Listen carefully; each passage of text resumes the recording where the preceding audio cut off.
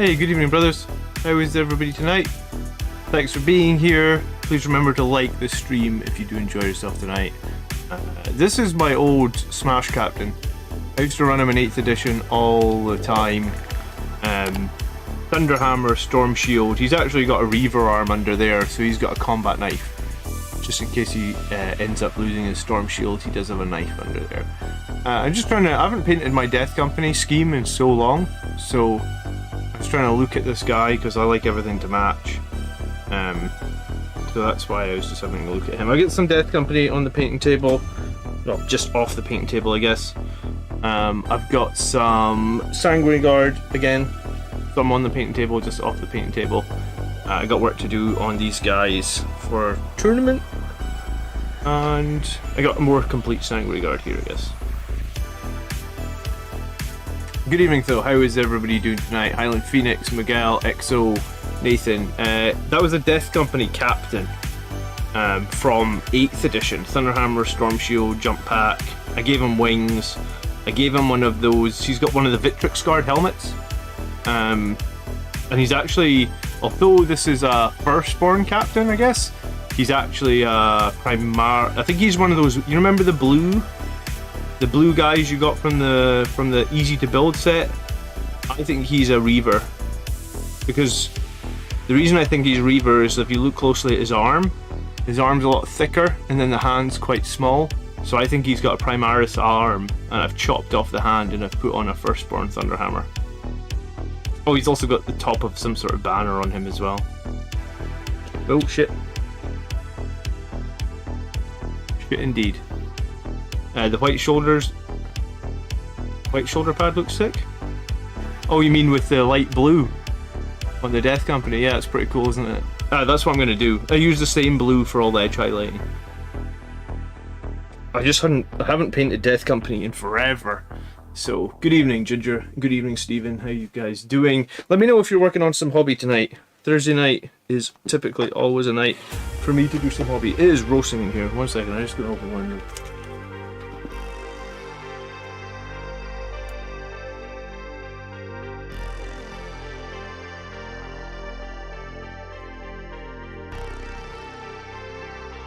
It's a big change from my old house where it was just fucking cold all the time. This house is like...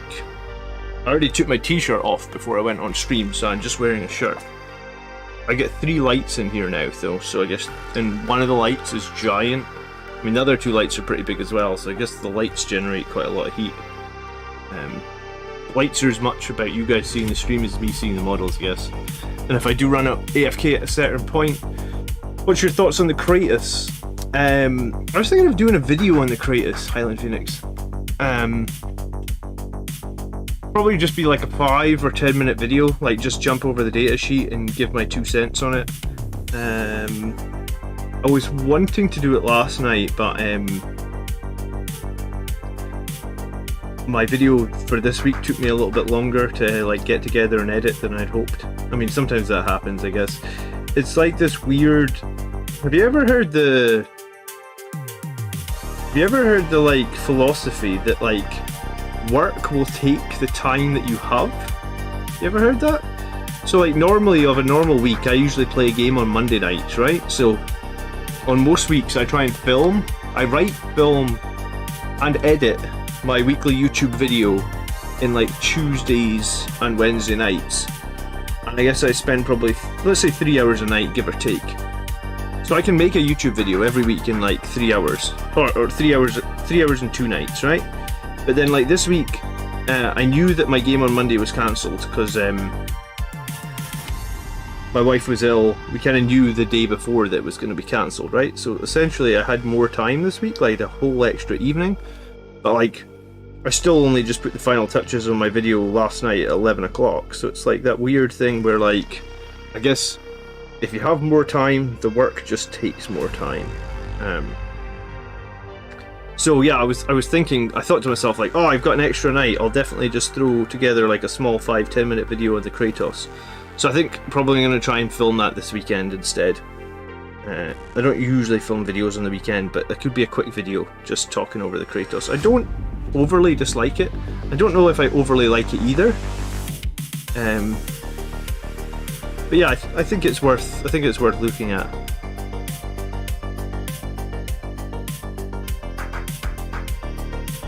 So I do green eyes on my Sanguinary Guard, but I do red eyes on my Death Company. That's why I got one of my old Death Company out, to try and figure out what's what. So we'll start with the green eyes on these Sanguinary Guards. Jamie says he's just finished up some Sigmar Stormcast I'll be adding to Instagram soon, aim to finish all my backlog before Age of Darkness. Do you know what? I have a giant Stormcast army. Like, absolutely giant. And it's been in the box since... oh, I don't know, 2 years, 3 years at this point. I don't know if I'm ever getting to it. I think probably more realistic would be to create some conversions for Blood Angels from the Stormcast. Because you guys can see behind me, right? Like I have like 6 boxes of Star Wars modules that I really want to paint as well, and I've barely started my Star Wars stuff. I think I prefer Star Wars to Age of Sigmar. I'm definitely more passionate about Star Wars than I am on Age of Sigmar. Miguel's got to finish a Contemptor. Highland Phoenix, it would be good to compare it to 2 Helverins and or a Gladiator Lancer. All 320 points. Is the Lancer still 320 points? I thought it came down. Or is it just the different variants that came down? I hope the wife is feeling better. Yeah, she's much better, thank you. I think there was just like a really nasty virus going around in my house because we had to take my daughter to accident and emergency. Basically the emergency room because she had some sort of nasty virus. So I think my wife just caught it. And yeah, no, I think she's... you know what, I don't know if I asked her if how she's feeling today, but she was feeling much better yesterday. So thanks for asking. Hey Blood Angels Commander, would love to see you pilot Blood Angels in a game of Tempest of War. I would love to do Tempest of War. Tariq, I think that's probably something that we can do. So I've got a tournament coming up. Not this Saturday, but next week. So maybe after that tournament, regardless of how it goes, I could definitely see if we can get a Tempest of War game filmed. Or we could do a live Tempest of War game, and then maybe we could do a couple, and then I could get back to practicing for the next GT, because hopefully I've got GT in November. But between sort of now and then, don't have too much, I guess.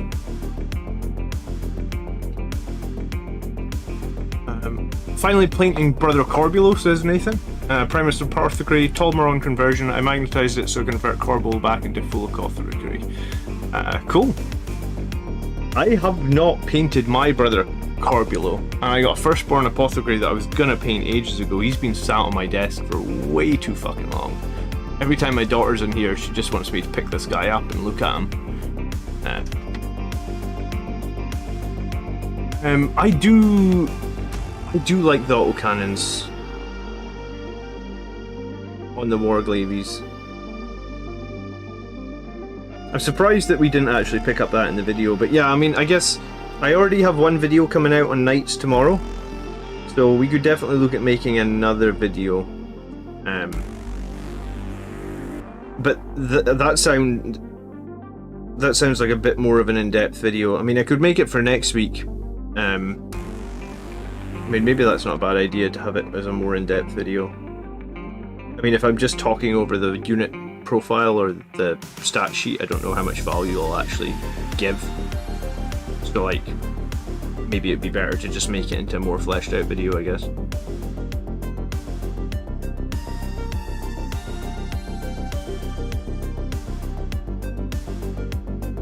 Mephiston Red. Hey Steve, maybe I already said hey to you, Steve. Good evening. You just finished 36 Termagants. Wow. That's a few Termagants for sure.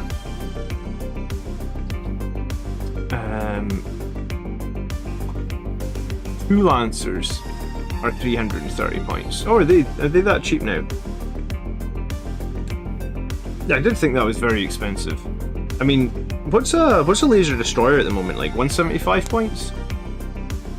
Any chance you can do a post EOC video on how to beat Death Guard? I mean, you can beat Death Guard with or without EOC, Tari. You just need to use your movement against them.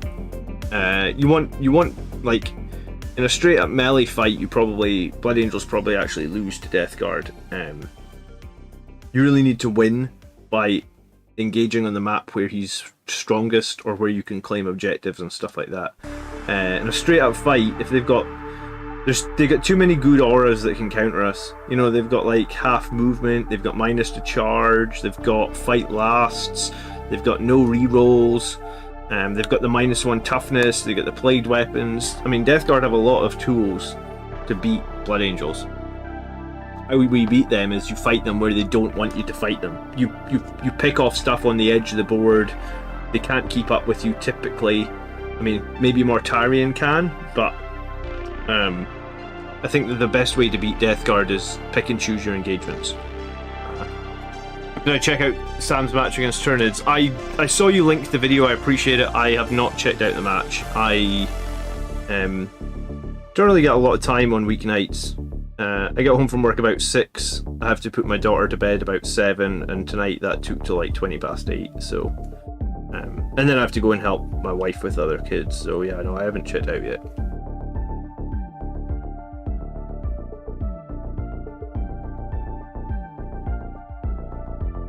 But I was watching Steven's Box's Centurion video, or Centurion match a few weeks ago, and I was really enjoying that, so this weekend maybe I'll try and finish that, and then maybe I'll check out one of Sam's battle reports. I really like how Steven plays. If you've never watched a game by Steven Box, then you should watch him, because like he is literally the...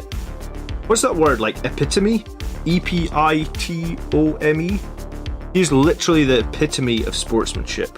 He's such a high class player. Like, you know, like sometimes in a tournament you come up against players that can be difficult to play against or something. If you come up against Steven Box, even if you beat him and he's having a bad game, I would bet that like his sportsmanship is just, it seems like it's second to none. I've been really impressed with what I watched of his games and his character and his attitude. So yeah, his game against Sisters with the 5 Centurions, that's definitely worth a watch if you haven't checked it out. I think the Kratos V2 Helverins V2 Lancers would be a good comparison. Okay, I mean, you don't make things easier for me, Highland Phoenix, but let me see what I can do, I guess. It would be cool to figure out the Kratos, especially because it'll be on a lot of people's purchasing potential, I guess, or it'll be on a lot of people's radar, I guess, because it just came out, right?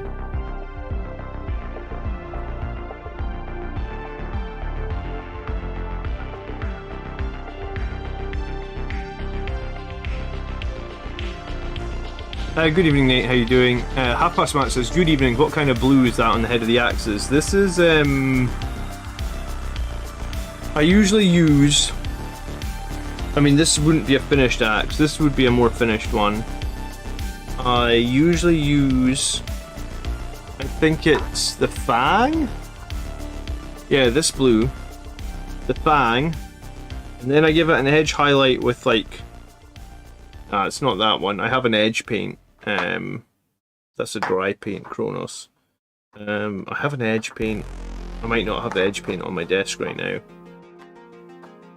Balls. There's a light blue that looks a lot like Cronus blue that is an edge paint. It looks a lot like Fenrisian grey as well, but it's not Fenrisian grey. And then after that I wash it with like, usually with Guilliman Glaze. Glaze Guilliman Blue. And that's a more finished one with like a slight edge highlight on it. Forget what that edge paint is. I'll have to find it. I guess I haven't got to the point of edge painting. I'm gonna make a video on how I paint Sangreguard at some point. Definitely gonna do that. I wanted to do it next time I had like a week off work.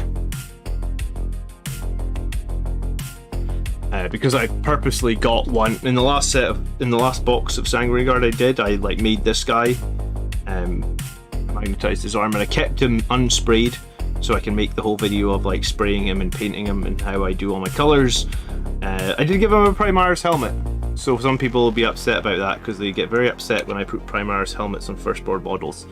But I mean, it's fine. Am I having 3 squads of Sanguinary Guard? No, I'm still going to run 2. Most of the Sanguinary Guard that I have painted have either Power Fists or Plasma Pistols or...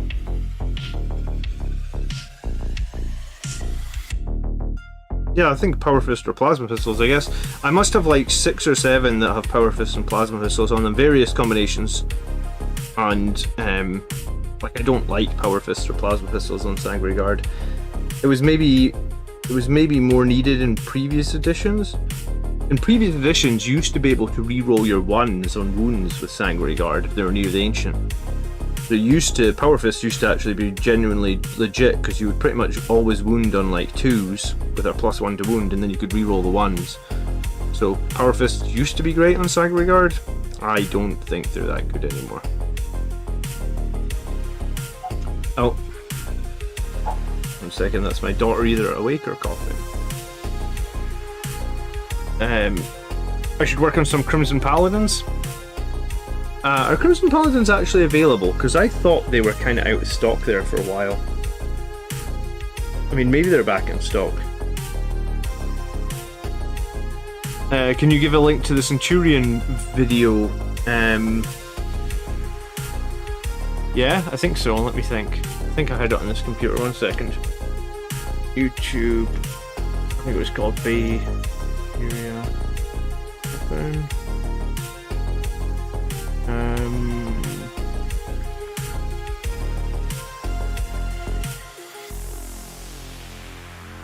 I think it was this one. But no, I need that for later. Yeah, it's this one. I'll put it in chat.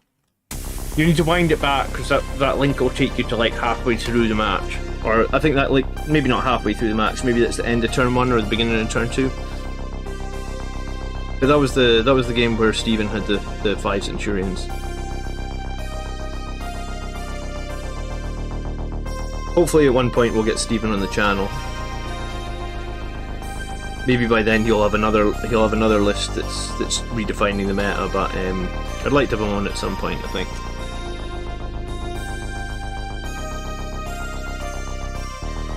I run Sanguinary Guard, 7-man and a 6-man, usually all swords and axes in a mix, sometimes an Infernal Pistol. I like having an Infernal Pistol, but I do feel like if you're going to run Infernal Pistols, you kind of need weight of fire to make them effective. And I obscure the crap out the Sanguinary Guard. Like, the enemy should never see them. They need to be obscured all the time. Because once the enemy sees them, they'll typically kill them, right? So if you can't deploy them in obscuring positions, then you're having a problem, I guess, with them.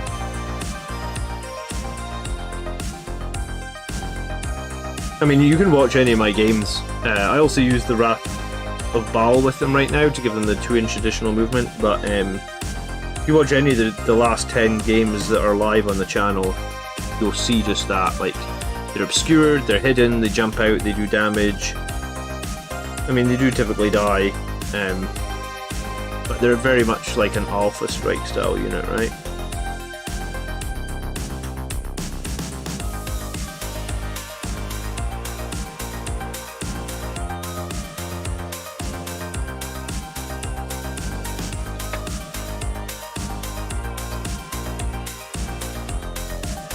It makes sense to have some with different weapons, they might come back good again. Yeah, Benno, I mean, like, somebody said to me, like, just rip off all the weapons and don't buy any more, but you're right, I mean, the rules get changed every edition, so, you know, having a bunch of, like, at some point, I imagine Plasma becomes viable again for Marines.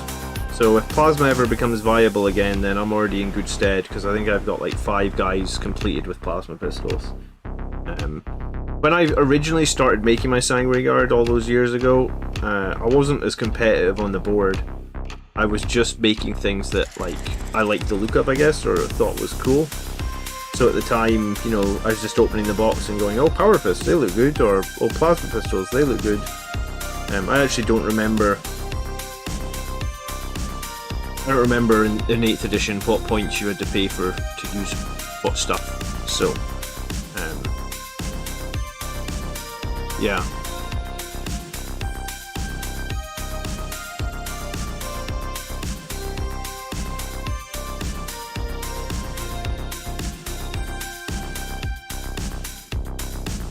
I love the look of Centurions. Yeah, I mean, they're a great model. They're a lot of fun to build, and they're fun to play as well. They're just slow, I guess. If you can figure out a way to make them work around their slowness, then you're in good stead. And when I was running them, I really enjoyed Centurions. I just found the meta at that time, they were kind of dying pretty reliably and pretty quickly, so that's why I sort of moved away from them. I guess things might be a little bit different now.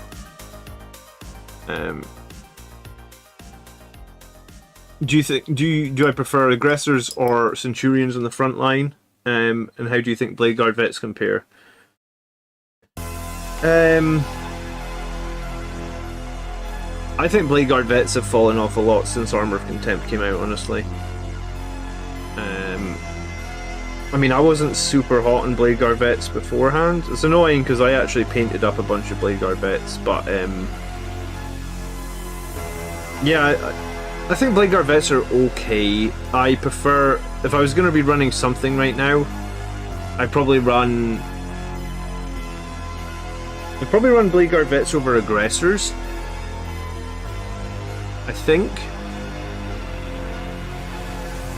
But I think before Armor of Contempt, I'd probably run Bladeguard vets over aggressors. Now, I think I'd probably run the aggressors, just because the Bladeguards aren't in that much of a stronger position. And do I prefer aggressors or Centurions? I prefer Centurions big time. I mean, it's just my personal preference, I guess. I just think Centurions are... they're more...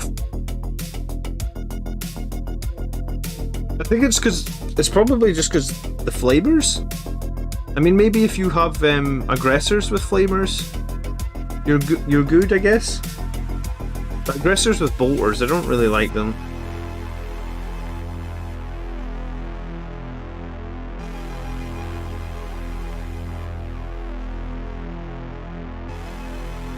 My problem with Centurions, though, is I don't think a 3-man squad works, because you need to have enough where the resurrection threat is real. And then at that point, you have to put like an absolute ton of points into the Centurions, and my list is like starved of points because I want to run a battalion, I guess, so yeah, I'm not... As much as I like Centurions, I don't know if I run them myself. I think if I had to run Centurion, something else has got to give, and I'm not sure what that is that has to give. Good evening, John. How you doing? Nathan says magnetize everything. Yeah, I mean, if you have the time and the effort, magnetizing is always the best option, I guess, right? My problem is I don't, or I haven't historically magnetized everything. I'm better at doing it now, but I still sometimes just get a box of models and just make them, and then yeah, I guess screw myself for the future. But Mark says, did I start before the 3 Grots episode finished? I mean, I guess that must be, I guess our aim of running 90-minute episodes on the 3 Grots channel failed again this week. If you haven't checked out the 3 Grots channel, though, I would appreciate if you do that. We are up to almost 650 subscribers over on the Grots, and we're trying to get up to 1,000, so...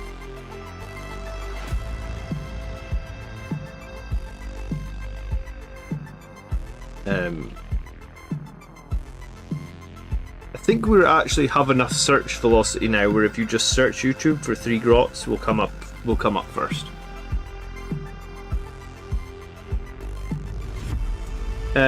Stephen had the Centurions basically front and center to protect units, and he had them in that game against Sisters anyway. You try to leave spaces between them, so that if something did charge the Centurions, the Sanguinary Guard could heroically intervene. I don't actually know if he did that in that game, because I haven't watched the whole game yet, but I mean that was his plan, I think. I think it was Mark that spoke to Stephen this week at the UK Expo and shared that in the comments of the video, so you could go check that out if you haven't seen it.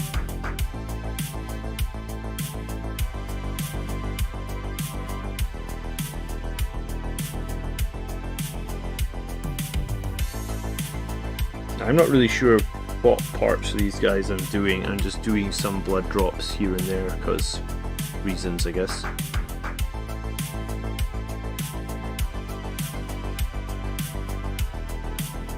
Magnetizing can be going expensive.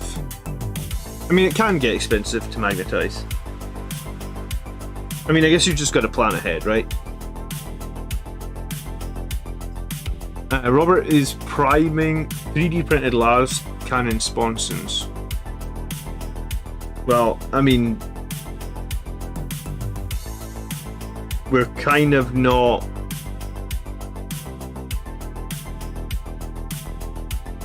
I guess we kind of don't endorse too much 3D printing on this channel, but I'm glad to hear that your printer has saved you some money.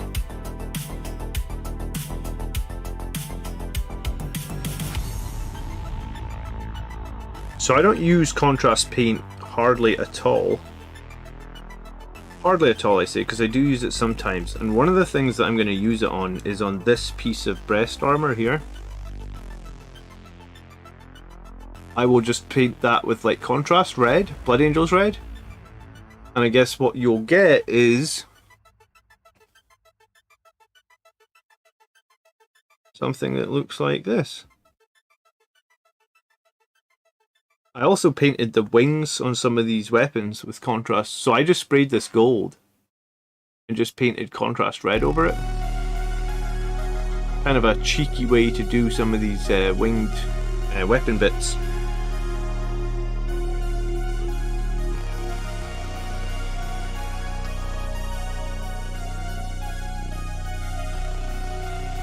How difficult it is to magnetize infantry models. The idea of drilling into a tiny model freaks me out. I want to do it eventually. It's not difficult at all. You just need to buy a drill. I wouldn't even buy the official Games Workshop one. I just picked one off on Amazon for about £9.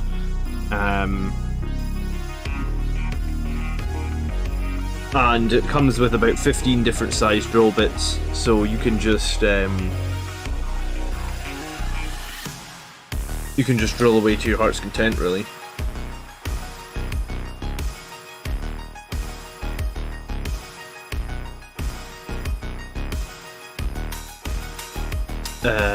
You might want to start, the first unit you magnetize might want to be something a little bit bigger than infantry, or maybe find some old models you don't give a shit about and give it a whirl, but like, it's not difficult. It doesn't take long at all. The most difficult thing is not losing the magnets because they're tiny. My trick with that is to just, like, if you've got a hobby knife or something, stick the magnets to the hobby knife when you're not using them, so that you can, they don't roll off your desk or something.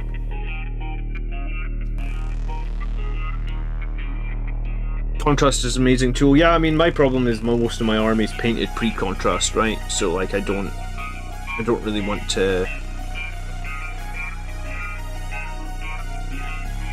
I don't really want to mess with this color scheme. I want it to be uniform.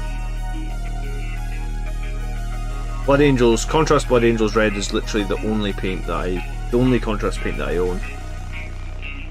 I think if I was starting another army, I'd probably pick up more contrast paint, because you guys know how slow I am at painting.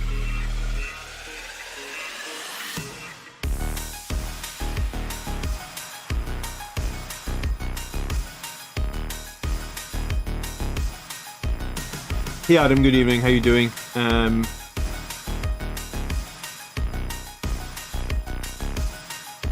airbrush is an absolute game changer with contrast paint. Yeah, I don't know when I'm still waiting on my wet palette that I ordered like a year ago in Kickstarter.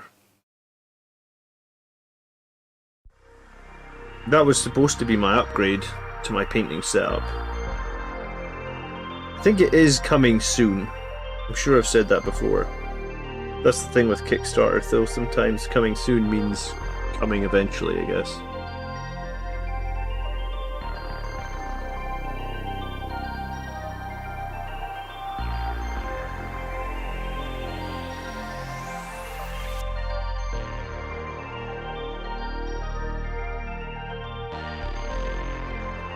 Magnet Expert is good for magnets. What drill bit size would you use for firstborn marine arms? I think I use 1mm magnets.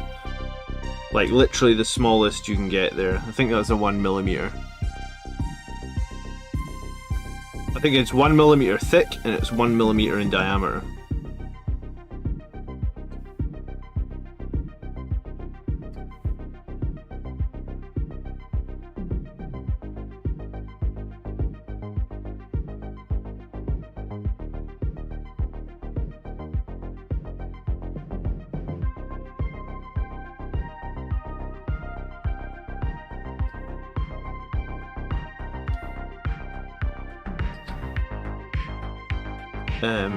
You can always build your own wet palette. Yeah, I know you can. I mean, I guess I just really wanted to get an official one because I spent the money on it like a year ago and was expecting it to come at some point soon, I guess. I really was expecting it to have been here by now.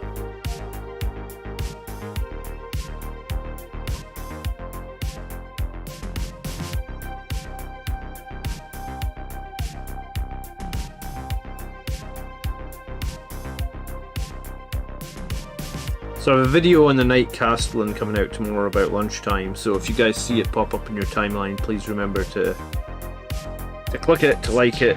I really do appreciate that. Hopefully it's a pretty informative video. Try to really dig into the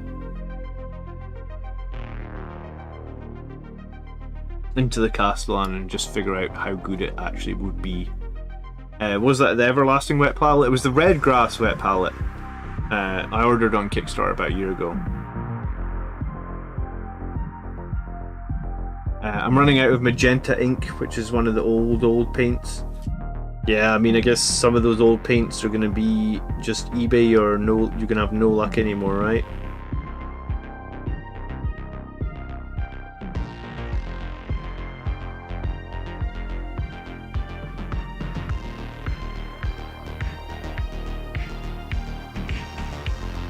God, this brush is pretty split.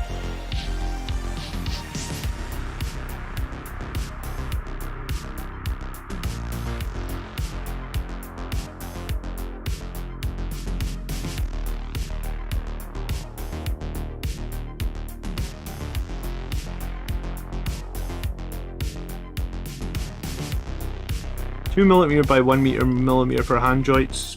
Yeah, I mean, possibly being a little bit thicker would actually be a good idea.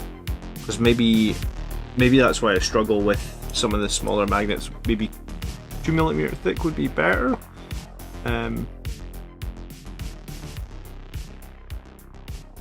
against Chaos Knights on the weekend, Andrew just beat the crap out of Colin's Death Guard. What was the score? I take it Andrew was using, what was it, that same Chaos Knight list that he used against me? Colin's list was weird though, because I'm supposed to be playing Colin on Monday, and he's taking like Mortarion and 2 Demon Princes. And both the Demon Princes can fly, so I think they're like 180 points each. So he's got Mortarion plus 2 Demon Princes, which is like a huge investment in characters. Too much so in my opinion. Like I think he just has too many characters. But I mean, I don't play Death Guard.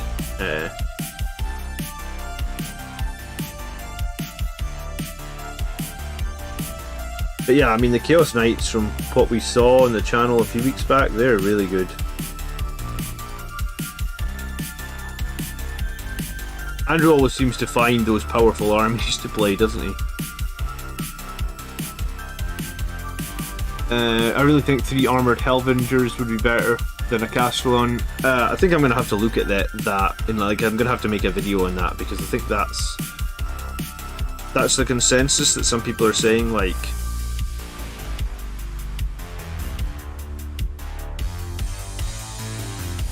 Which is funny, because that's the one option that we didn't come up with on our Grot stream, right?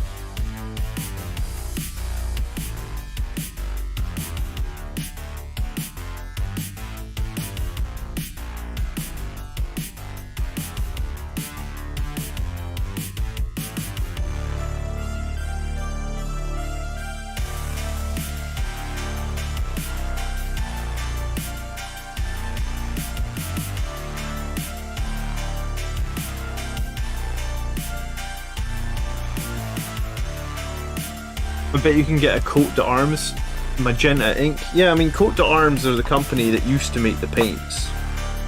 So you could potentially check out their website. Maybe there's a paint. Steve says he finally got his. It's just starting to ship. Where are you in the world, Steve?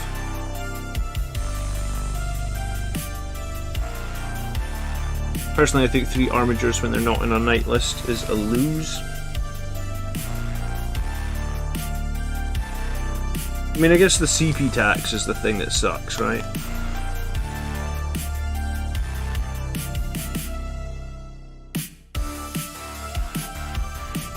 So do you think a Castellan when it's not in a night list is a lose as well, or you just think it's the armatures? Highland Phoenix has made a post on Reddit about magnetizing Blood Angels. What's the post called, Highland?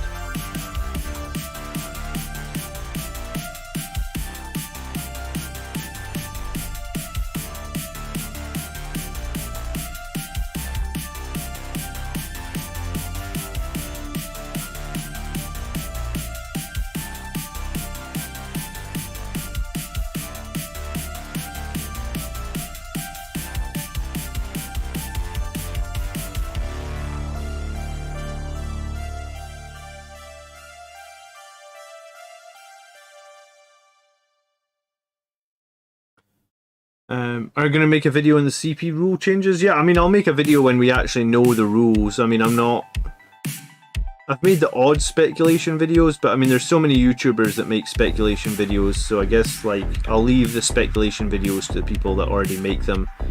And I'll make a video that, like, has all the facts when we actually know what's going to change for Blood Angels, if that's okay. I mean, I'm not saying I'm better than others to not make speculation videos.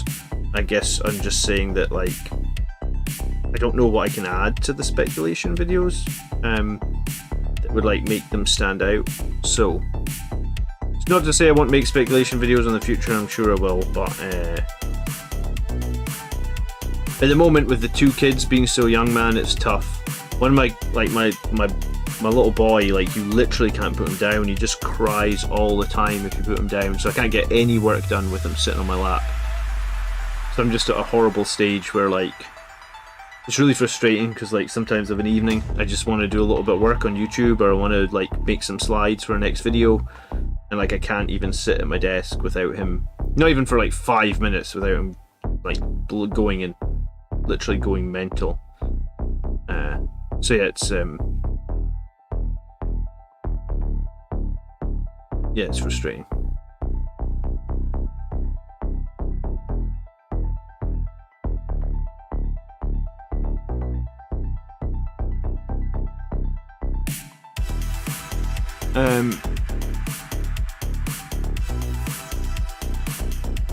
It's so expensive to use the Knight in terms of CP. I mean, if you compare it to the super heavies, it's only 1 more CP, right? Like, if you were going to run a falchion is going to be like 2 CP, right? If you're going to run a Fellblade, it would be 2 CP. So it's only really 1 more CP. So I guess the question is it better? Is it better enough for the extra CP cost?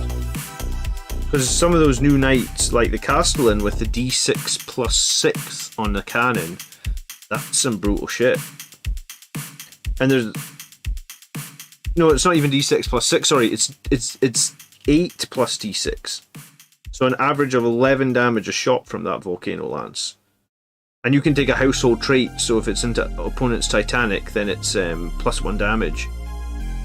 And you can also take a household trait where it's plus 1 to hit against vehicles and monsters. Yeah, vehicles and monsters. So, like, you basically, it basically just becomes like a brilliant anti-vehicle, anti-monster, anti-Titanic Knight that could synergize, like, pretty well with Blood Angels. If you want more information, check out the channel tomorrow. There could be a video coming on all that stuff.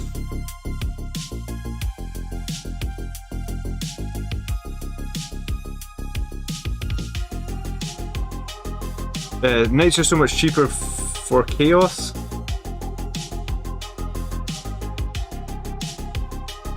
Oh right, because they can get them in the same. They can match up the keywords and get them cheaper. Well, I mean, maybe we'll see more Chaos players jumping into the mix with a knight. I mean, I think it's cool that they've made the option, and who knows? Like we said at the beginning of this video, the rules go round in circles. What's strong just now might not be strong in 6 months, and yeah, I mean, the rules of 40k are pretty fluid, right?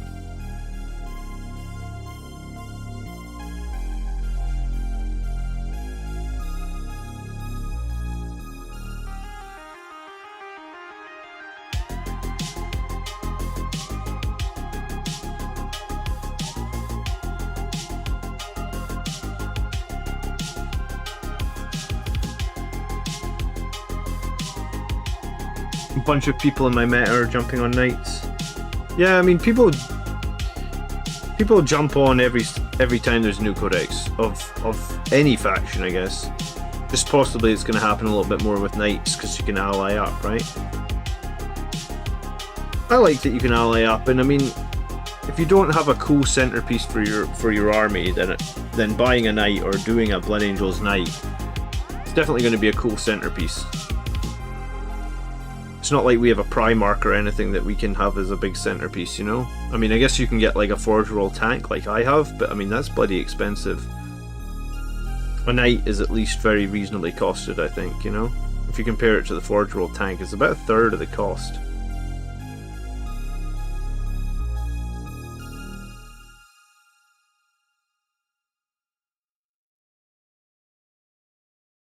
Sometimes when I spray models gold, I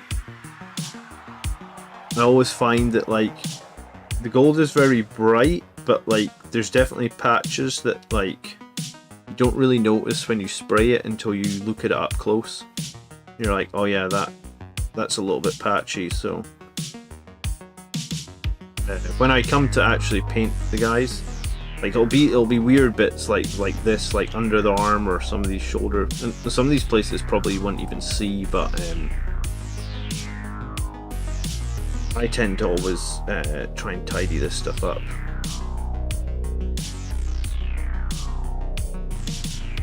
I only add a knight to Blood Angels now for narrative. Well, I mean, I originally said the Castellan might be good, so check out tomorrow's video and you can decide if you think the Castellan's good.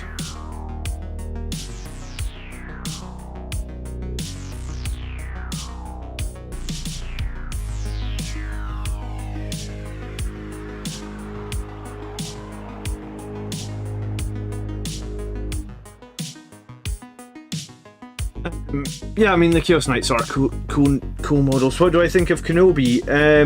I don't want to spoil it for anyone that's not watched it. I think we were thinking that we might do a Grotz episode on it.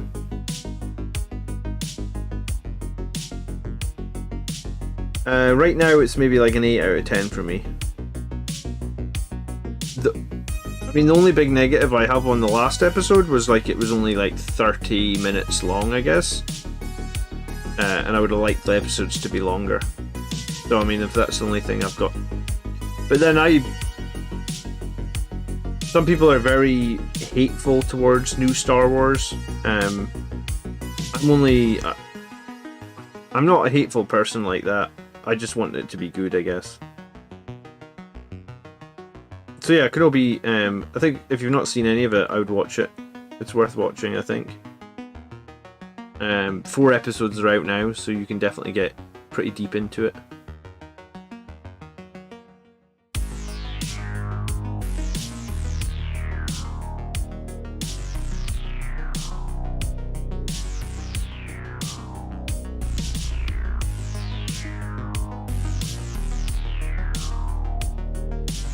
Are those upscaled Sangre Guard? No, these are firstborn Sangre Guard, I'm afraid. I haven't made any of mine with Primaris bodies or upscaled or anything like that. I figure at some point I'll be done painting Sangre Guard. I've got so many now painted. It just feels like, I mean, I'll be done because there'll be literally no other weapon options that I don't have painted, I guess.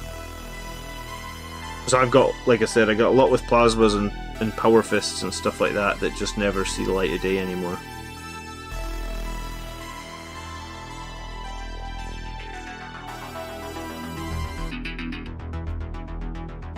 Sad to say we're in Star Wars that we have the worst fandom. Yeah, I mean, it seems like in Star Wars there's a lot of toxicity.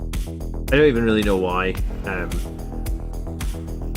I mean, if it's like that, if you read Twitter, there's a lot of toxicity in Warhammer as well. You know that? Like, people are always. I mean,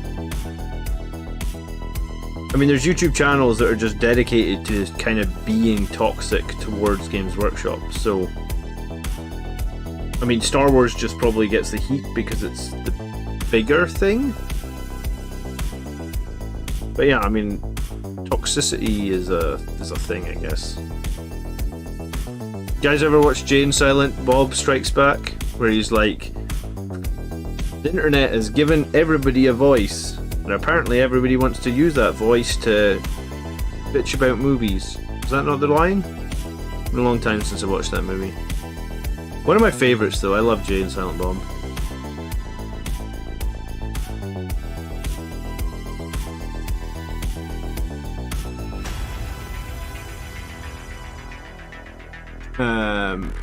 Your son's now 5 and he's easier. Yeah, I mean, my son just turned 6 months old like 2 days ago, and like he's a I don't want to say he's a nightmare, but like he's a nightmare if you want to get anything done, I guess. Good evening, Daniel. How you doing? Well, if Disney Star Wars wasn't garbage, there would be less complaints. But I mean, yeah, I mean, the internet has just made it too easy to bitch about things, I guess. You can bitch about things anonymously, and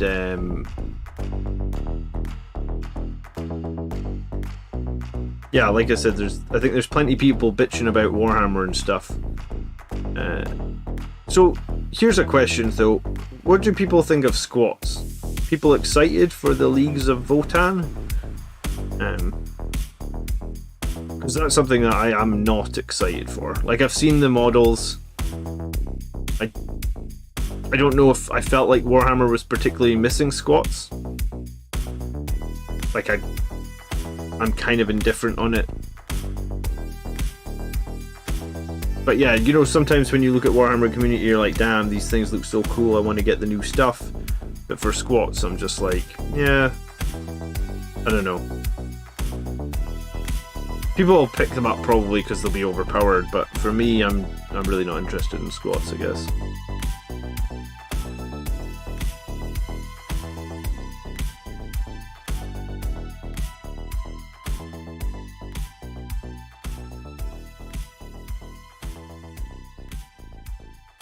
Rezil is not excited for Votann. We didn't need another faction, even more bloat and delays. Joey says squats good city. Yeah, I think that's my.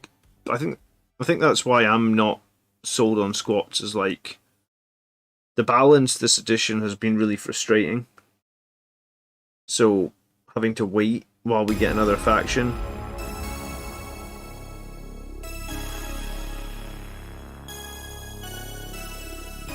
I mean, I haven't even played against new Tyranids, but I've heard horrific things. I'm probably going to end up playing against Tyranids in this tournament that I go to and get crushed.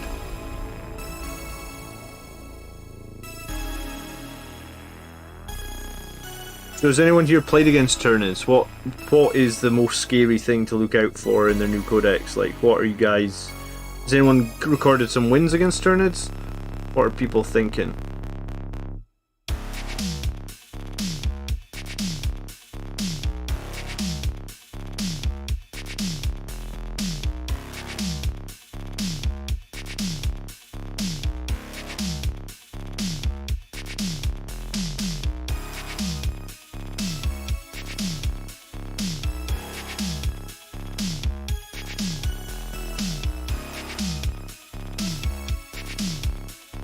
Squats need to be too whimsical. They seem a little bit silly to me. I mean, I guess we already have essentially Eldar, which are kind of like space elves and stuff, so the squats are essentially dwarves. But yeah,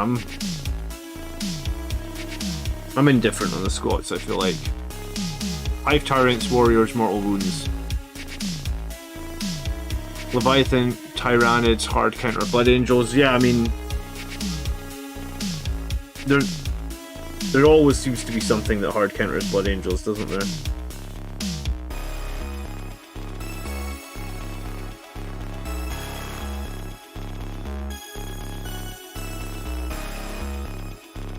Ninth edition hasn't been the most forgiving edition for our faction.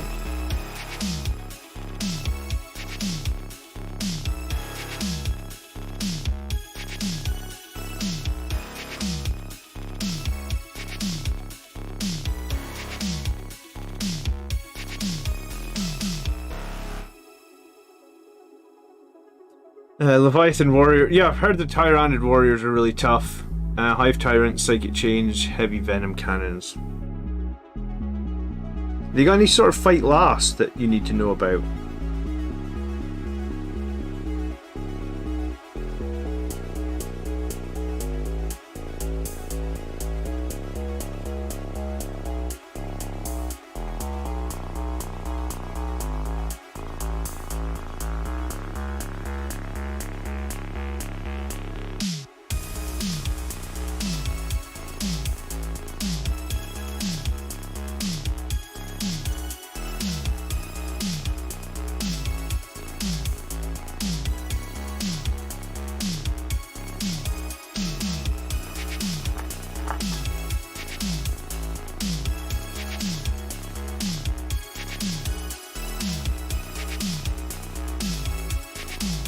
I just bought some SN Guard.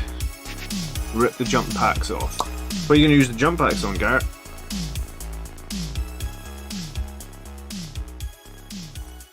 Venom Thropes. Can fight last if within 3 inches on a roll of 3+. Okay. Yeah, if I run into Tyrannids, it's going to be a tough one. I'm going to try and check BCP the night before the event and see what lists is in there, because I think it pays to look at BCP before an event and just try and read up a little bit on stuff you don't know, right? At least a little bit.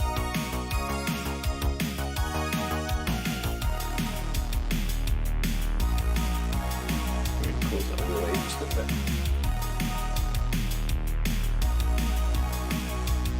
bit. What's the Tyrannid's weak spot to catch them, says Dark Ginger. Someone in chat will need to answer that for me.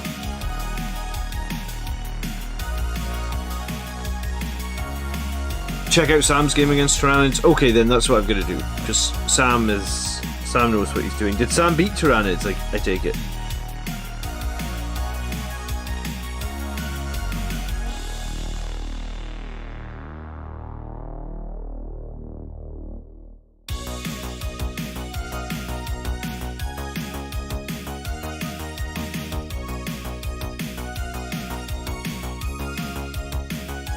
I make that a priority to try and finish up the game that Stephen played, because I'm just curious to see how well he did with all those Centurions, and then check out Sam's game.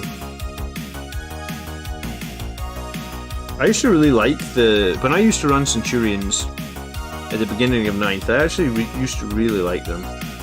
I just never thought about going for a bigger squad, I guess. Kind of wish to myself that I had now.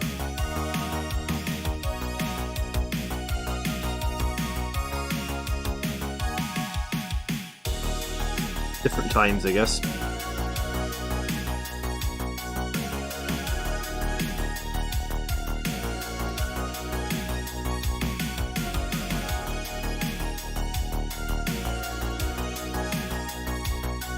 Best paint those wings red. I paint all my wings like this. I think I have 1 or 2 characters that have red wings. Most of my characters have the Celestia wings. Celestra, I think is the paint actually, not Celestia.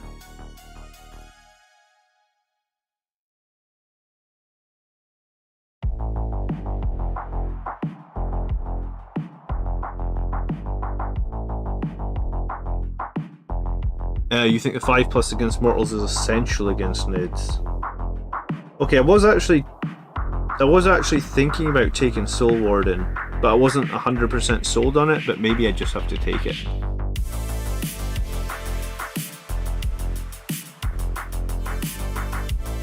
Striking Scorpion's recent Tyranids v Ultramarines game. Okay. I haven't watched Striking Scorpion for a little while, but I could definitely check that out as well.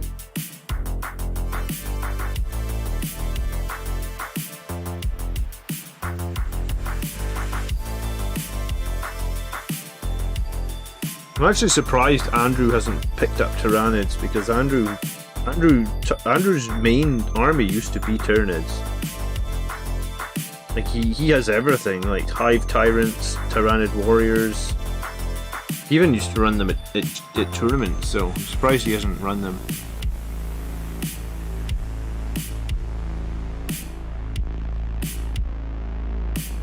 "100% we need Soul Warden." Okay. I mean, I did run it at the last GT that I went to.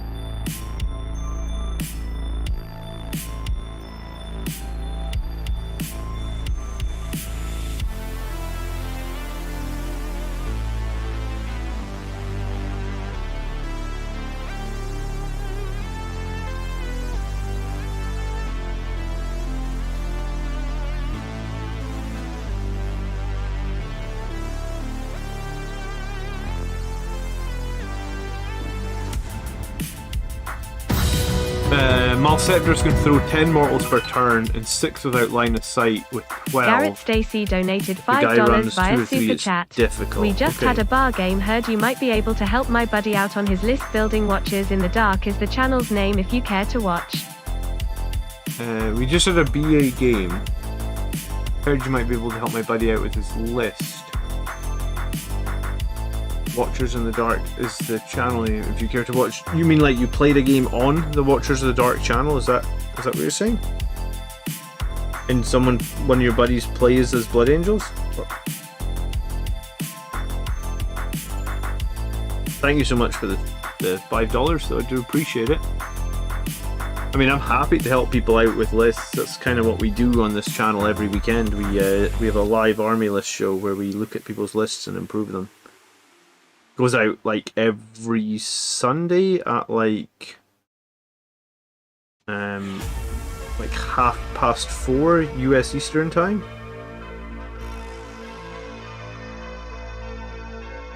Usually lasts for a couple hours.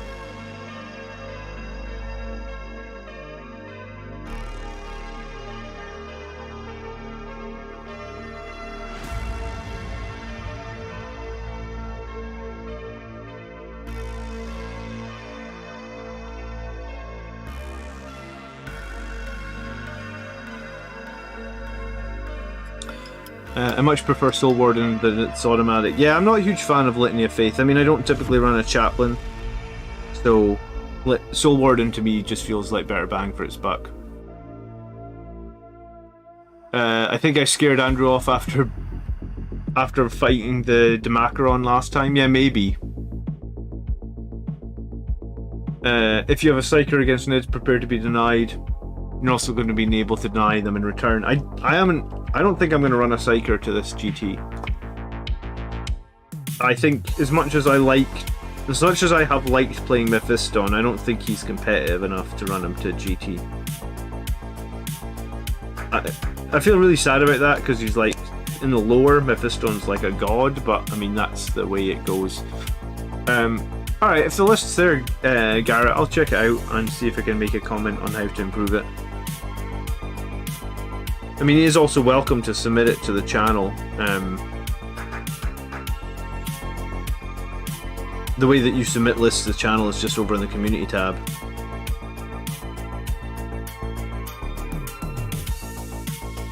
But yeah, no, I can definitely make a comment.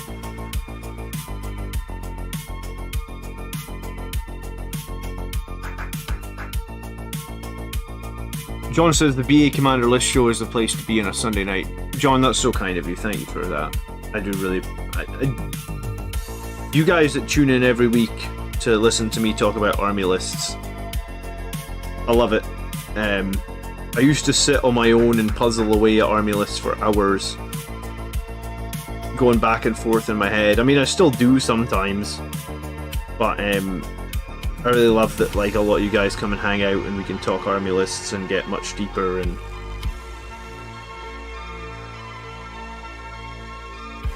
I mean, I wish more people would watch live, but I mean, you know, we do what we can do, I guess.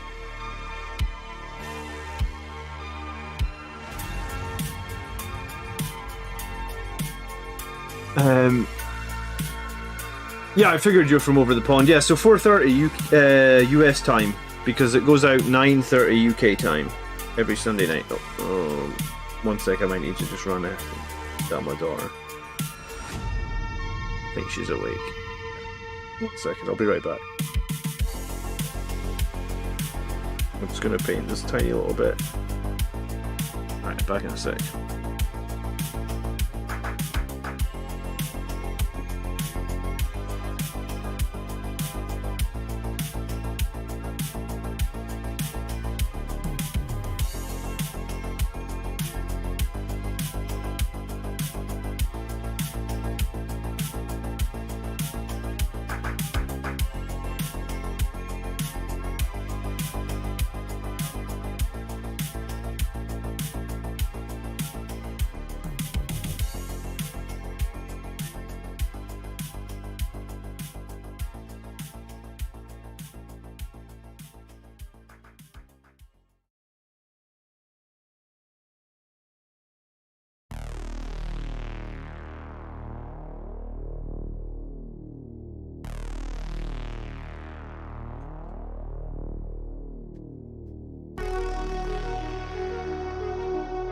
Sorry about that.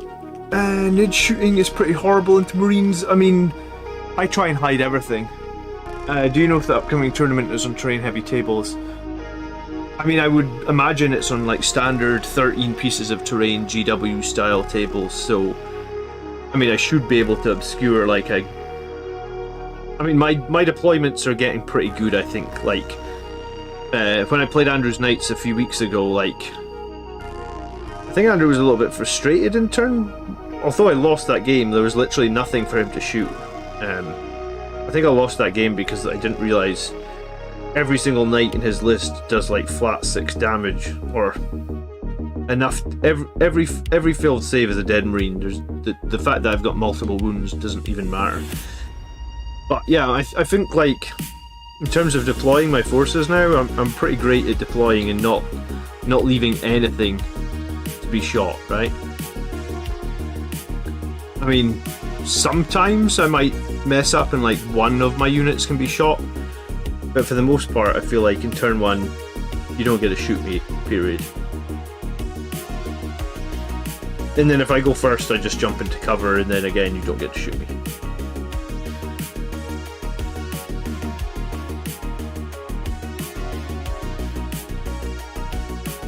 I mean, that's a trick that I guess as a Blood Angel player you just need to learn and get good at, I guess.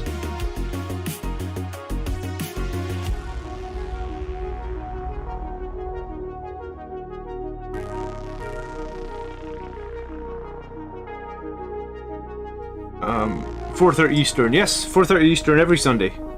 Sometimes we're not there. Oh, you're friends with the Red Path. Alright, I know the Red Path. I actually am subscribed to the Red Path, and on my channel page he's one of the other YouTubers that I recommend you watch. I don't know the guy that well. I mean, I've just had like 1 or 2 emails with him, but the reason I know about the Red Path is because Brett, who plays on my channel, is a big Khorne player or a big Khorne fan. So I asked him when I started the Blood Angels channel, I was like, was there any other channels that have like YouTubers that are dedicated to just one faction? And Brett was like, yeah, there's a guy that does Khorne, he's called the Red Path. I was like, oh, okay, cool. 'Cause I guess there isn't that many of us. Toasty says he's finally getting off work. Just sticking to my head in to say hello. Good evening, Toasty, how are you? Hope work hasn't been kicking your ass. My day job has been so busy these last few weeks. I just got so many tasks on my hand, it's ridiculous. So yeah. It goes like that though. It goes around and then comes around, doesn't it? Sometimes you're busy, sometimes you're not. At the moment, it's busy as all hell. How are you liking Terminators? I mean, I've been liking Terminators for 6 months, probably. I went to a GT in November, and I ran a squad of Terminators. And, yeah, no, I mean, I like Terminators. Some people dislike them, I guess, for various reasons, but I'm all for Terminators. I like them. It's the survivability I like. If you get them down in cover, I feel like they're very survivable. And I mean, if you strategize your list around like a clear secondary plan, I think the Terminators can score really well for some secondaries as well. Like if you take Oath of Moment and you can just drop them in the middle of the board, that's great. If you can take behind enemy lines and you can just drop them into the enemy deployment zone, it's also great. So yeah, I like Terminators. Nothing bad to say about them. I mean, their 5-inch move sucks. What's the specified board setup and rules for the event? I mean, like, it'll just... I mean, this tournament's actually been ran by Andrew, so I imagine it'll just be like standard tournament-style terrain. And you'll pick 3 maps. I don't know what 3. Hopefully you won't pick the one with the no forward deploy.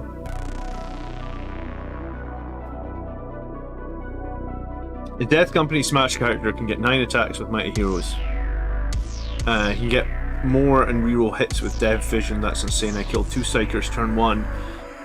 Also, AG Elders won me the game in the long run. What's AG?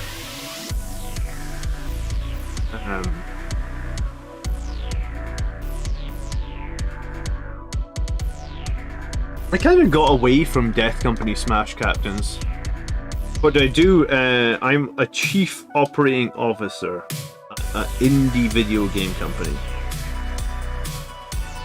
So we have like 40 employees and we make mobile games. Maybe not quite 40, maybe 35. I've been working there since 2006. And the room that we play our live games in is actually in that building. So like, I'm very fortunate in that the game that we get, the room that we get to use for our live games on Monday night is basically a room set up by my boss to play Warhammer in, and we're allowed to use it. And I'm allowed to use it every week. So, very lucky. But yeah, I mean, work is just crazy busy at the moment.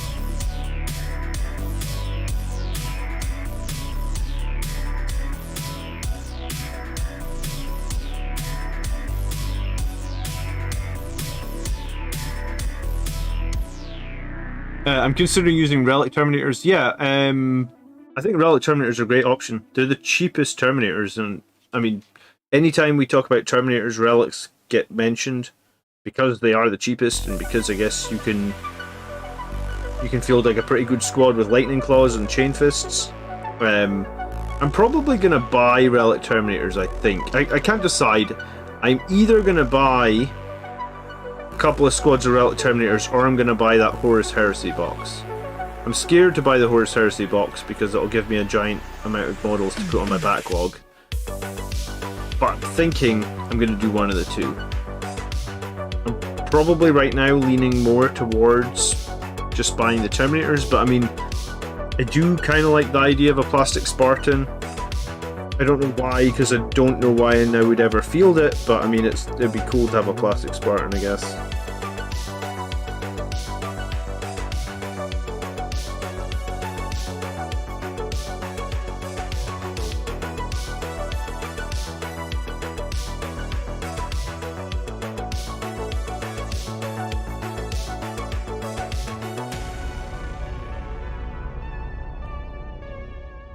Terminators are better than Centurions. I mean, I am running Terminators over my Centurions, but I guess the reason that I'm running the Terminators over the Centurions is the Deep Strike. In terms of like, if you actually make a charge into the enemy with both units, I guess the Centurions are probably going to do more damage. The Centurions are probably going to be more survivable now as well. I mean, Maybe I need to redo some math hammer on the Centurions versus the Terminators now that Armor of Contempt is here. I mean, the advantage of the Terminators is the deep strike, or the teleport strike, right? Nate's currently using the Slash Captain with the Relic Blade, mastercrafted for 3 damage, a 5+ steal no plane, and the Obsec Warlord trait. He works really well at stealing objectives from the opponent. Ed says the Hammer of Baal is awesome. You know, I've never really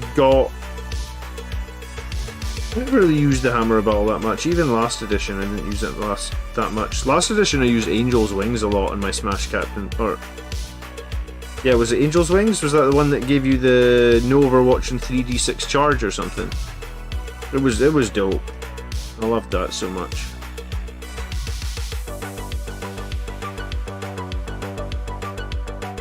Tactically strong to have 2 Death Company units that can foil on Fury. Yeah, I mean, I guess keep your opponent guessing, right? Using Assault Intercessors, should I use a big squad of 10 or 2 squads of 5? I use a squad of 5. I've never run a squad of 10. I guess I don't think chainswords are that good anymore, right? Like, if you run into another Marine army, your chainsword guys aren't going to kill anything. Like, 5 Assault Intercessors. Let's say you've got 5, or let's say even, yeah, let's just say you've got 5. It's 26 attacks once you hit turn 3, and it's -2. So before that, like, yeah, so in turn 3 it's 26 attack. And remember, these are going to be a lot shitter in earlier turns. So 26 attacks, hitting on 3s, I guess 18 hits, wounding on would be 4s with +1 to wounds, so 3s, so 12 wounds. Even at -2, the enemy are now saving on 4-ups. So like a squad of 5 Assault Intercessors with all their buffs in turn 3 only do 6 wounds into another squad of Marines. So if you took a 10-man squad, you could do 12 wounds into other Marines. I mean, I just don't see it as that strong anymore. And if you were in earlier turns, 1 or 2, your damage is going to be like half that, because you're going to get 5 less attacks. You're going to have 1 less point of AP. So yeah, you're going to be lucky if you kill 2 models. You know, so 100-point squad that's gonna do 3 wounds to a regular cheap unit of Marines. It feels pretty lackluster to me.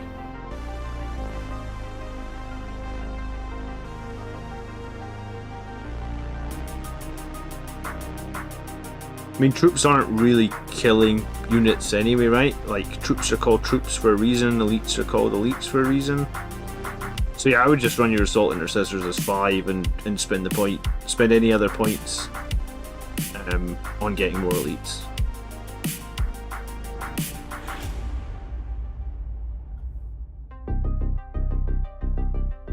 Hammer of Baal is -4 in Assault Doctrine. Hits on 2s. I find it's good into 3+ saves as you know which damage you will do. I mean, that's very true.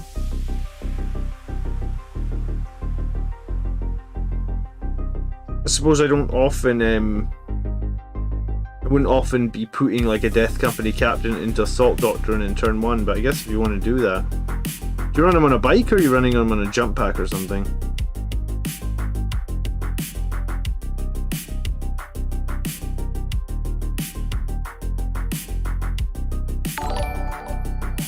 Hey J-Man, thank you so much for subscribing, I do appreciate it.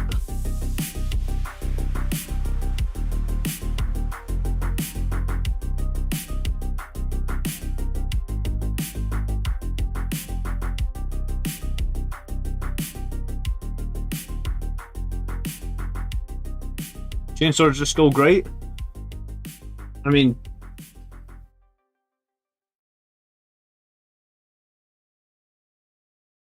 they're okay into non-Armor of Contempt stuff. Into Armor of Contempt stuff now, Reziel, they're not great at all. I actually felt like they were really bad. I actually felt Lightning Claws were pretty bad into Armor of Contempt stuff now. Hey Matt, thank you so much for subscribing, appreciate it. Oh, and thanks for catching us live, Matt. Nice to see you. I don't think we've met before.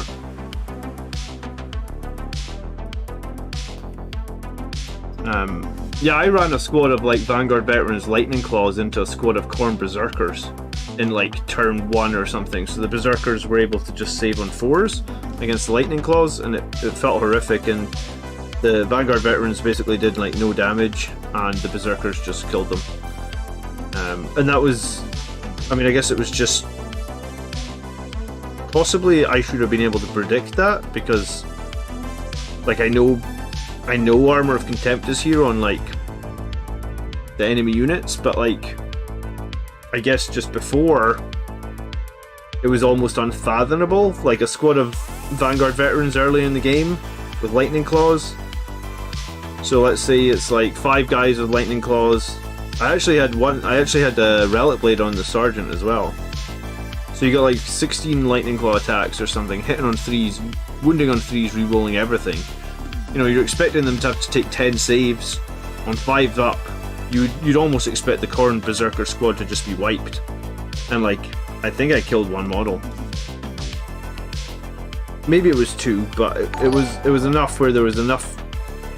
Hey, here come all the subscribers. Nicholas, thank you so much for subscribing. It was enough where like the Berserkers just turned around and fought me twice, and it was like I just wish I hadn't even charged them. I wish I'd just stayed away from them. So yeah, chain swords now. If you're into an Armor of Contempt enemy, I think you need to think twice about charging with chain swords, because you're not going to do any damage.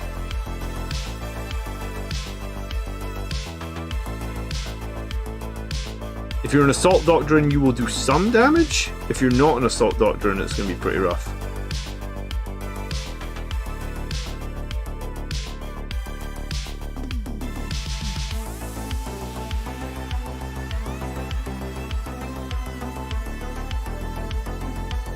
Is it okay if I paint Black Templars? Dude, you can paint whatever the hell you want if you're in here. I mean, you sometimes ask people what they're painting, but I mean, we got Blood Angels fans that paint other armies and everything, so yeah, I mean, we just do hobby on Thursdays and Saturday nights usually, and the idea is just come around, hobby if you want to, hang out if you want to, have a beer, do whatever it is you want to do. But we'll be here. I'll be doing some hobby because this is literally the only time of the week I get to do hobby and with no aggro from the kids, I guess is what I'm trying to say. So I'll be here doing hobby. But yeah, you do whatever you want to do.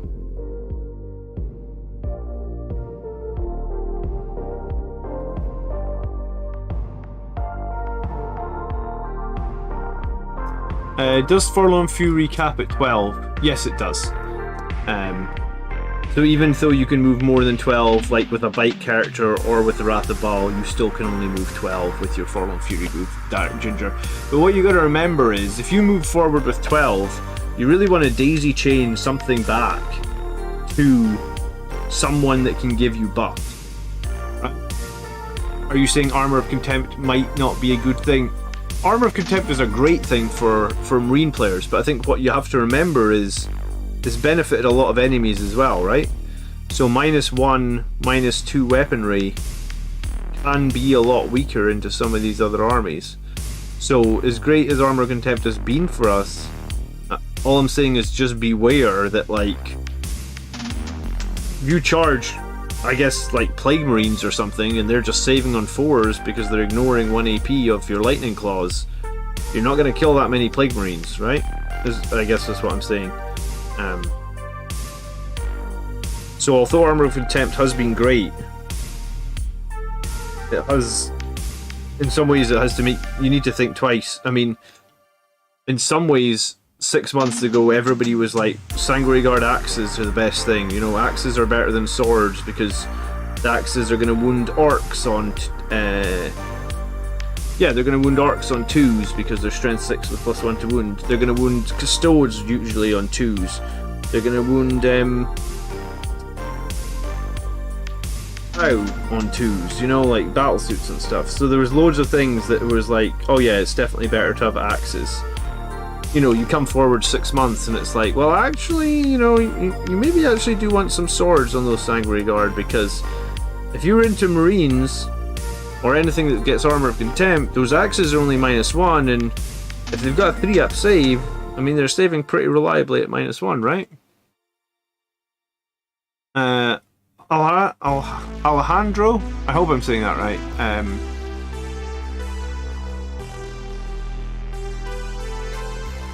assembling my third 10 squad of Repentias for my second army, the Bloody Rose, the Order of the Sisters, which in my head are the sisters to the Blood Angels in styles and colours.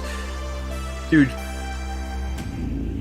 why are you making 30 Repentia? Are you just a sadistic person? I mean, I know Repentia are good, but that just sounds like... that sounds sadistic. I've played against 10 or 15 Repentia, that's bad enough, but 30, come on man. Someone needs to give you an intervention.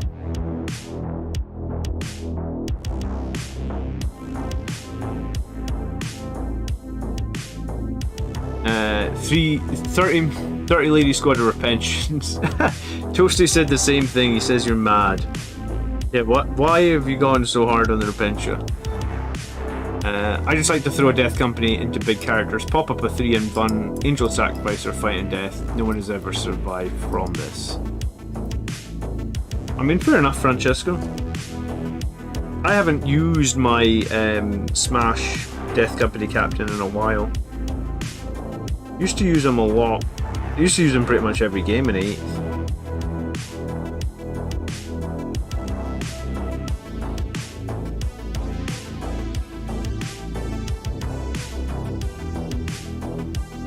Alright, I got about 25 more minutes tonight, guys. So if there's any specific questions you want to ask about Blood Angels or anything, you know, you got like 15-20 minutes to ask them. If not, you know, we're going to be live. Well, we're not live tomorrow, I guess, but we've got a new tactics video coming out tomorrow.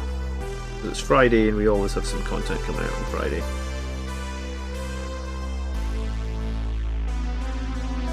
Yeah, I think I'm just going to spend the last 20 minutes or so just continuing to get some more base colours on some of these Sangre Guards. I think I'm actually going to do some of the armour joints on the Death Company here in a second just to change it up a bit. And also because the Death Company they have a tragically small amount of paint on them. So getting some armour joints done on them will help them look a bit less crap. I'm probably going to take these guys to the tournament. That's one of the reasons that I based them already. So I'm very likely to run these guys at the tournament, even though they're not finished. And I mean, in my painting sense, they're miles from finished. Because I'm just putting down this Dawnstone everywhere that I'm going to basically put Lead Belcher. I just think Lead Belcher goes over Dawnstone much better than it goes over gold.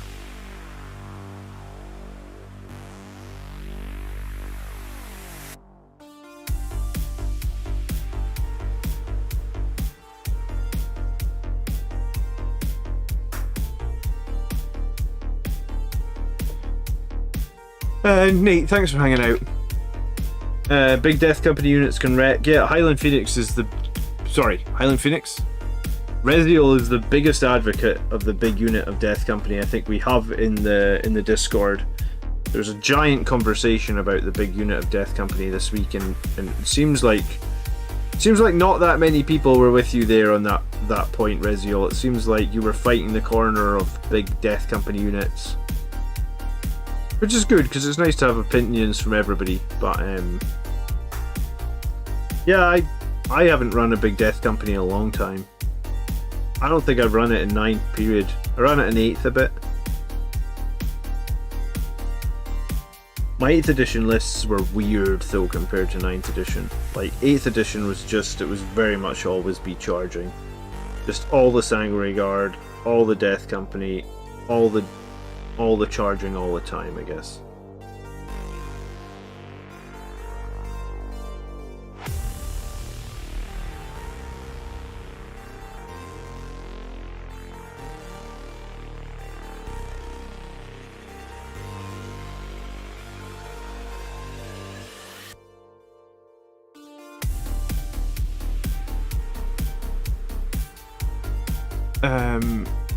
Swapping Thunderhammers for Fists. I think Reziel said that in his 10-man he ran about 4 Thunderhammers, and I think think he's probably right. Like, I think if you want their Death Company to be successful, they need like 4 Thunderhammers. Power Fists are fine, but I think there's too many things that will counter the Power Fists. I think you want to pay the extra points and have the hammer. I think if you do that, though, you probably need the Priest, right? Though, because the hammers are going to need to be an Assault Doctrine to have decent AP now. But I think if you're probably running that big squad of Death Company, I'd be very surprised if you weren't running a Sangre Priest.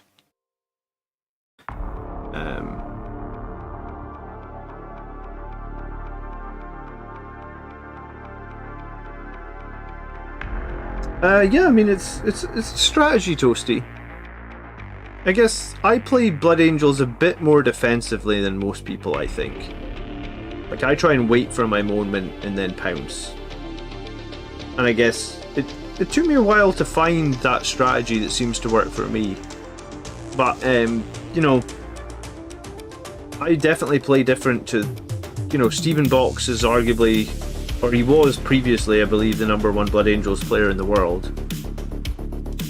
And he plays quite a bit more aggressively than I play, so, you know, you just need to find your own style or something. So and I think Stephen, I'm pretty sure in the old, I'm pretty sure in 9th edition Stephen's actually ran, maybe not 10-man Death Company, but I've definitely seen him run a big Death Company, so like, at least 8. It might have been a 10th though, honestly.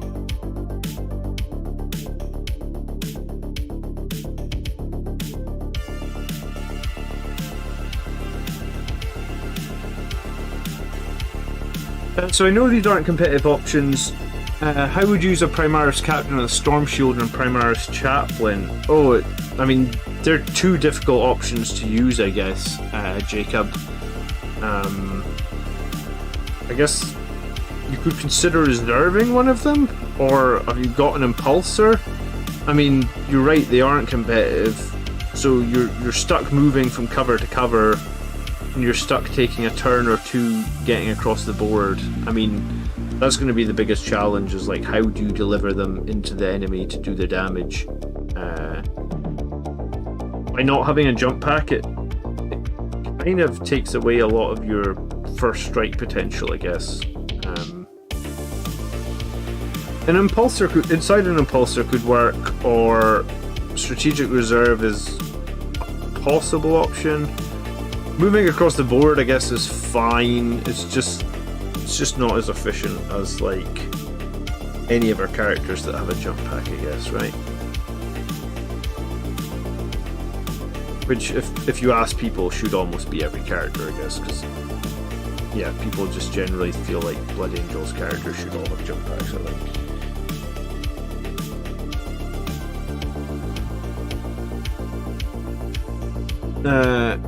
I run 2 squads of Repentia straight up with the Superior and 1 squad of 5 and a Rhino, along with the Dominion squad to get some pre-game movement up the field. I mean, that sounds strong.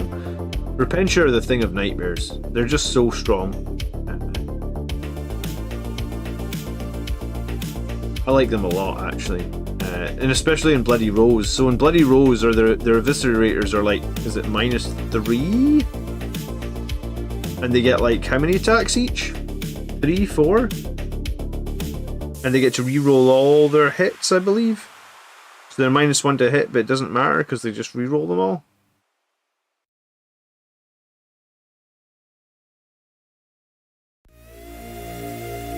Bloody Rose Repentia are really good.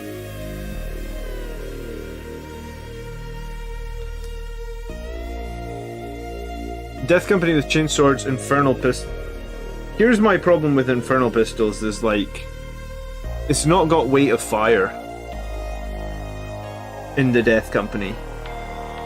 And I think the Thunderhammers do have weight of fire. So I think having some Infernal Pistols in a Death Company is not bad, but like, I think if you ask me straight up, I prefer a list that's got like more Thunderhammers, less Infernal Pistols on the Death Company. I always seem like, if you run the Death Company into like Knights, for example, they're not going to get they're not going to have a solid save against the Thunderhammers, right? They'll have a save on a 6, but on the Infernal Pistol, because it's ranged, they'll have that save on a 5 up from the Ion Shields, and if it's just 1 or 2 shots, it always seems like they manage to save those, right?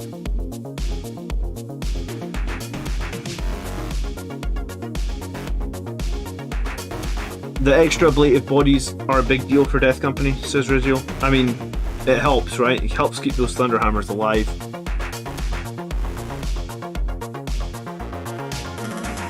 Five attacks plus rerolls. 5 attacks they get, Alejandro. Yeah, I mean, that's disgusting. How many points is Repentia these days? Is it like I have a horrible feeling that they're like 14 points per model. It's probably, I'm probably right. It's been a little while. Infernal Pistols and the Sanguinary Guard are more reliable because of the Warlord being close. They certainly are. I still think you need to run a good number of them to offset the fact that like you get so little attacks. One last thing is the Repentia kill anything, but they die right after. Yeah, I mean they do die right after, but if they're like 13 points a model, do you care? They're pretty cheap. I mean, I know they went up because they used to be ludicrously cheap. Because they went up, I think, the same time as like the Sacrosancts went up, because Sacrosancts were also well undercosted in my opinion.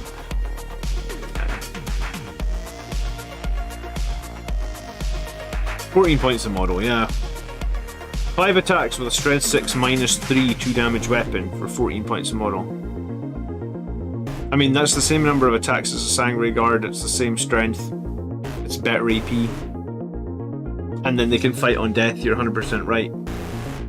It's like 2 CP and they can just fight the whole... Like, Sanguinary Guard need to be able to fight on death. I mean, they're bloody Sanguinary Guard, come on.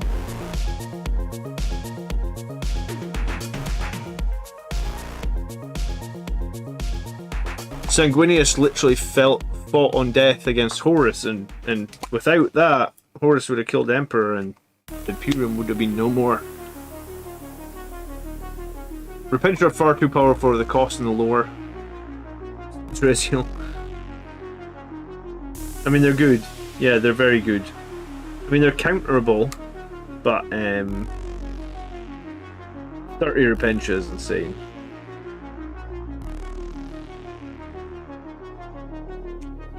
And yeah, they can get exploding 6s and they can reroll hits. I forgot that their 6s could explode. I knew that they could reroll their hits from the Zealot rule, right?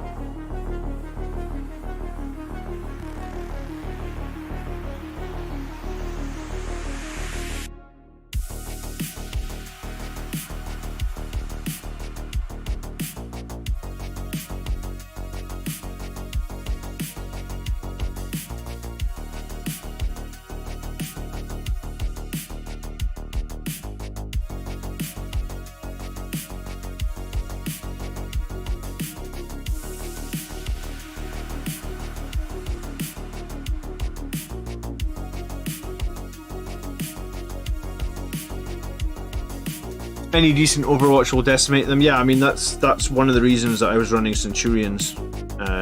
Was pretty much since my Centurions were a counter to Repentia.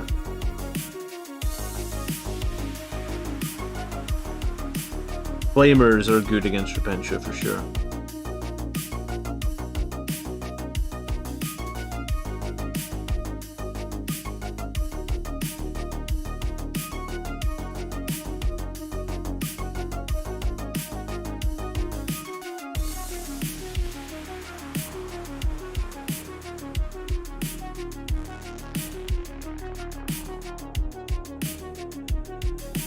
It seems Sisters are in an okay place competitively. Like, we've seen a few decent results from Sisters recently, right?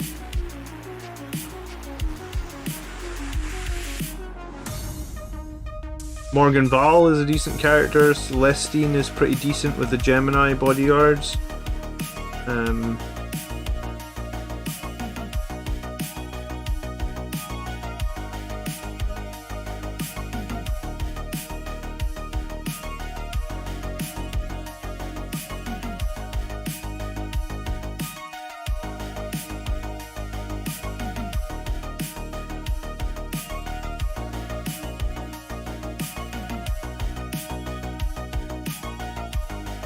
I'm gonna have to tidy up so much of this guy's leg armor.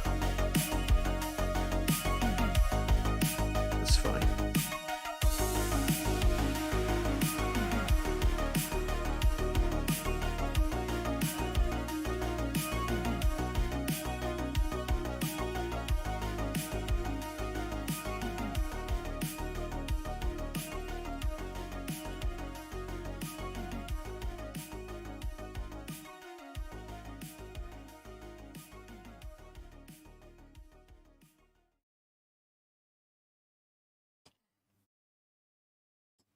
Riziel, what weapon options are you using in your 10-man death company? Many top players say sisters are the faction that benefited most from AOC. Okay. And what and why is that? Which I hadn't actually heard that.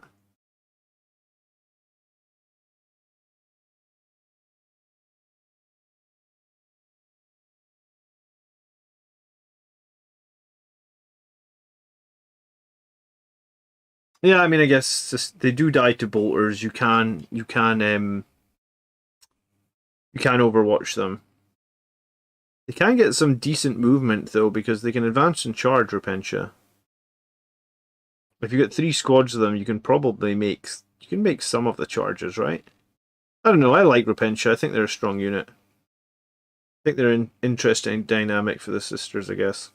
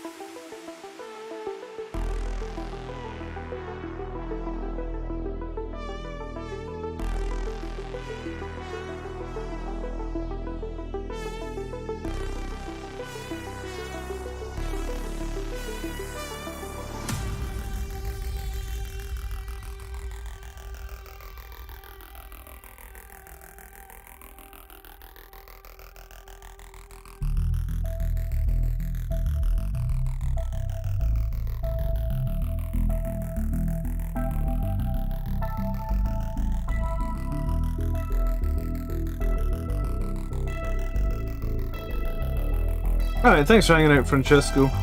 Do appreciate it. Got like 10 more minutes and then I'm going to take off myself. I got work tomorrow.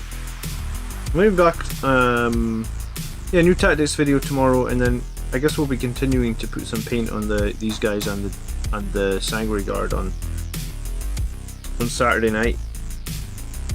Hopefully we'll get our game up against Colin on Monday.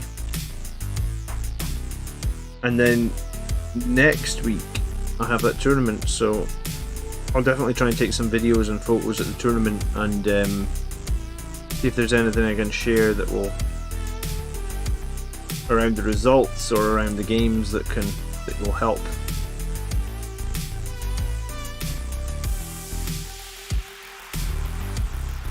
Yeah, I'm doing well, Life RPG. How is things with you?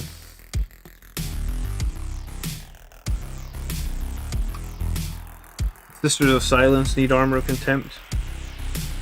Yeah, they probably do. I feel like Armor of Contempt was like a band-aid fix, right? What's the advantage of taking 5-plane Death Company with just chain swords? I mean, you pick those guys off when the Death Company die, that's the advantage. The advantage is that you make it much harder for the opponent to kill your guys that have Thunderhammers. I guess you have to balance the cost of those 5 Death Company, which is not actually that bad now because of Armor, not Armor of Contempt, because they lowered the cost of Death Company, right? So they're just like 22 points per model. So the idea is that you lift off the 22 points per model guys so that you save your 37 point per model Thunderhammer guys.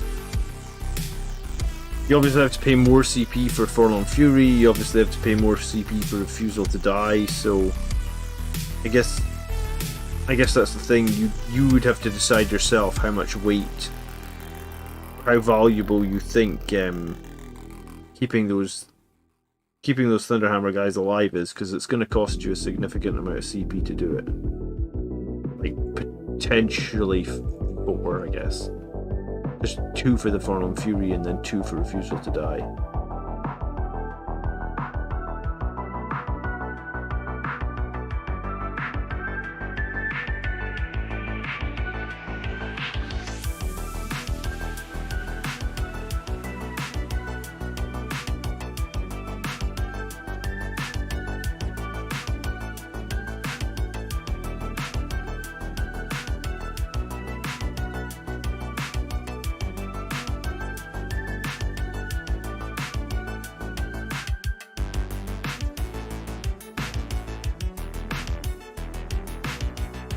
That Leadership 7. Oh yeah, I never even thought about the Leadership 7. Yeah, I mean, maybe that's why, Reziel, do you run Astaroth? I know some people that commit heavy into Death Company run Astaroth. Just so you don't have to worry about the leadership. It's probably a good, yeah, if you want to run Astaroth, it's probably one of the things he does best, I guess.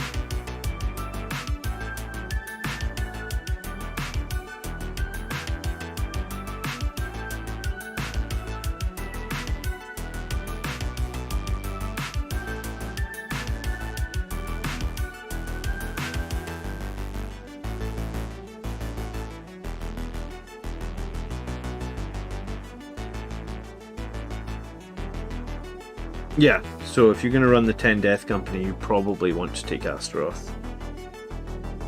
It's kind of sad that, like, I used to run Death Company with Lamartez, and it used to be quite fun, but I think Lamartez is just going to let them use his leadership, which is Leadership 9, which is not bad, I guess. But I think Astaroth just auto-passing is just so much stronger.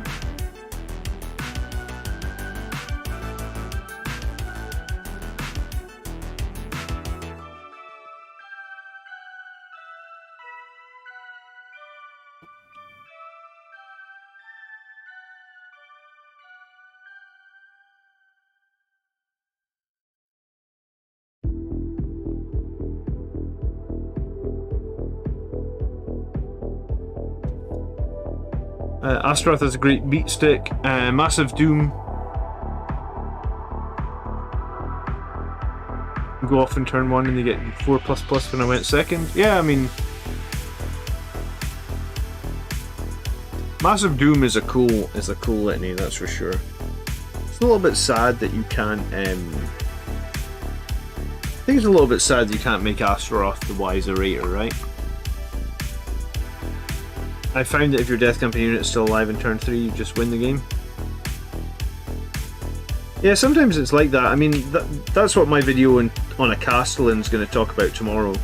You know, like, if you bring a Castellan and his Blood Angels, and in turn 3 the opponent haven't killed it, then you've probably won the game.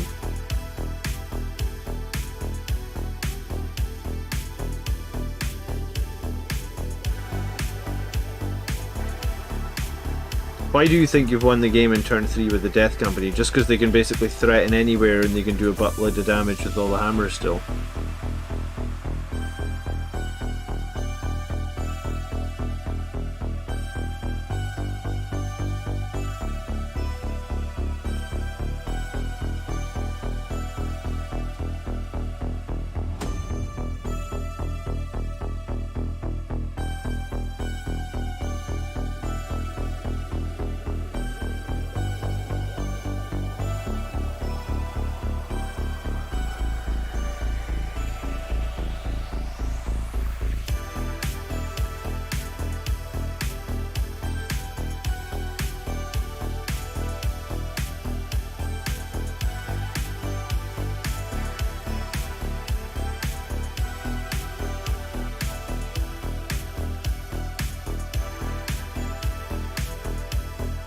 Alright guys, thank you so much for hanging out tonight.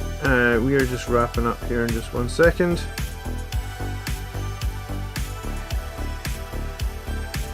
Please make sure you check out my video tomorrow. I think you will enjoy it. And I'll let you know, it will really let you know how I feel about the Castellan, I guess. And if you can make it work for Blood Angels. Because I think you can make it work.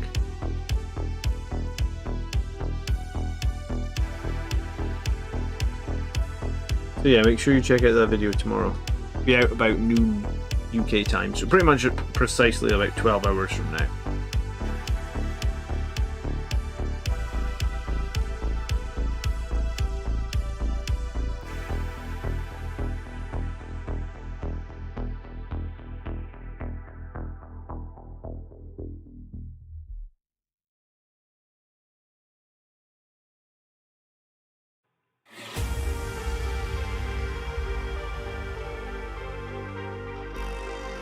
If you want some other light entertainment tonight, then remember we did just put out another episode of the 3 Grots podcast.